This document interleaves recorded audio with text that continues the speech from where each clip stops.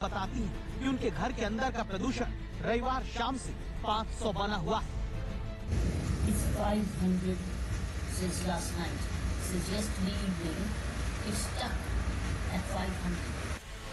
तो दिल्ली में हवा धुआं बन चुकी है। स्कूल वालों ने बच्चों को घर में ही रहकर पढ़ने को कहा, लेकिन समस्या ये है कि दिल्ली में घर भी तो गैस चैम्बर में बदल चुके हैं। गवर्नमेंट को कुछ करना चाहिए सही में। इस बार तो हद ही हो गया है, काफी ज्यादा पॉल्यूशन हो रहा है। मैं तो कहता हूँ ऑड इवन भी स्टार्ट कर देना चाहिए कि कहते हैं ना, जिससे कि कहते हैं ना पॉल्यूशन में थोड़ा वो हो और लोगों को कुछ ऐसा कुछ पॉल्यूशन के लिए कुछ जलाना वलाना चाहिए, जिससे कि कहते हैं ना पॉल्यूशन में थोड़ा राहत मिले लोगों को ना। यहाँ पर पॉल्यूशन जो है वो कंपैरेटिवली थोड़ा ज्यादा मेरे को लग रहा है। हालांकि ठंड के कारण धुंध भी बढ़ गई है, बट एयर क्वालिटी इंडेक्स जो है वो मेरे अकॉर्डिंग यहाँ पर थोड़ा पुअर चल रहा है इन कंपैरिजन टू फरीदाबाद। और आई थिंक लोगों को इसके लिए कुछ सजग प्रयास करने चाहिए। दिल्ली में प्रदूषण का असर सबसे ज्यादा सबसे कमजोर लोगों पर पड़ रहा है, जिनमें बच्चे और बुजुर्ग शामिल। विडंबना देखिए, जिन बच्चों के विकास के लिए स्वच्छ हवा सबसे ज्यादा मायने रखती है, वो हर सांस के साथ प्रदूषण अपने भीतर सोखने को मजबूर कर दिए गए। माता पिता को लग रहा है कि खांसी जुकाम जो ठीक हो जाएगा, लेकिन बात इससे कहीं ज्यादा खतरनाक है। पिछले कई दिनों में जो पेशेंट्स आ रहे हैं क्लिनिक पर, उनकी संख्या बहुत बढ़ गई है और सब टिपिकली वही है जो पॉल्यूशन की वजह से आंखों में जलन होना, उनको चिड़चिड़ापन होना, रात भर नींद नहीं आना, थकान रहना, एक अलग इशू है पॉल्यूशन का। पर जो मेन सांस की तकलीफ होती है, खांसी जो ऐसी होती है कि ठीक ही नहीं होती, कोई इन्फेक्शन तो नहीं, एलर्जिक है, तो ये बहुत बड़ा इशू है हमारे लिए आजकल। और ये तो शॉर्ट टर्म इम्पैक्ट है बच्चों में और बहुत बड़े लेवल पे पॉल्यूशन से एक्सपोज्ड है बच्चे इस समय। दिल्ली में प्रदूषण की वजह से समय से पहले नवजात की जन्म और गर्भपात का खतरा बढ़ रहा है। 15 वर्ष से कम उम्र के 90% से ज्यादा बच्चे इतनी प्रदूषित हवा में सांस ले रहे हैं कि उनके भविष्य का विकास खतरे में है।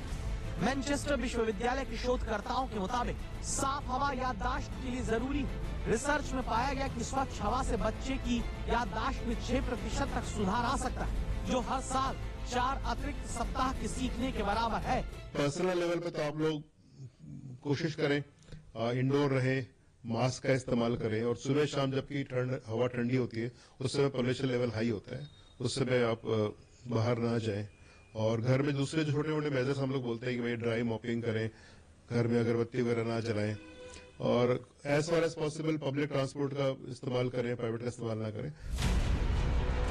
अब इसका भी जवाब सुन लीजिए कि दिल्ली की हवा को हुआ क्या है। विशेषज्ञों के मुताबिक इसकी वजह मौसम का मिजाज है। पश्चिमी विक्षोभ के चलते शुक्रवार से हवा की रफ्तार बहुत कम है, जिससे प्रदूषण के स्तर में अचानक इतना इजाफा हुआ कि पिछले 2 दिनों से पूर्वी हवाएं चल रही हैं, जिससे कि नमी थोड़ी सी बढ़ गई है, तापमान कम है, हवाएं कमजोर हैं। उसके कारण क्या होता है कि जब हवा ठंडी होती है और सरफेस जल्दी कूलिंग हो जाती है, तो जो फॉग है वो जम जाता है और वो क्योंकि हवा तेज नहीं है इसलिए वो डिस्पर्स नहीं हो पाता। तो ये फॉग की एक लेयर है और इसके साथ पॉल्यूशन भी है, तो फॉग और स्मॉग दोनों को कहा जा सकता है कि ये बना हुआ है। अब आज से हमें लग रहा है कि जो हवा है वो बदलेंगी और उत्तर पश्चिम दिशा से थोड़ी सी मॉडरेट विंड चलेंगी, तो कल से फॉग की इंटेंसिटी में थोड़ी सी कमी आएगी और जो पॉल्यूशन है उसमें भी कुछ इंप्रूवमेंट हो सकता है। ठंडी हवा में गाड़ियों का धुआं और निर्माण की धूल जैसे प्रदूषक तत्व जमा हो जाते हैं। प्रदूषक तत्वों को ऊपर जाने का रास्ता नहीं मिलता, वो जमीन के बहुत करीब फंसे रहते और प्रदूषण बढ़ जाता है। ये ऐसी बात है जो सरकारों और संबंधित विभाग के अफसर भी जानते हैं कि सर्दी बढ़ने पर हालात खराब होंगे, लेकिन किसी के कान पर जू नहीं रेखी। इसलिए दिल्ली वालों को अब इस जहरीली हवा से सिर्फ वायु देवता ही बचा सकते हैं, जिनके अगले 3-4 दिनों तक मेहरबान रहने की गुंजाइश कम बताई जा रही है। यानी प्रदूषण भी तब खत्म होगा जब भगवान भरोसे में रहेंगे।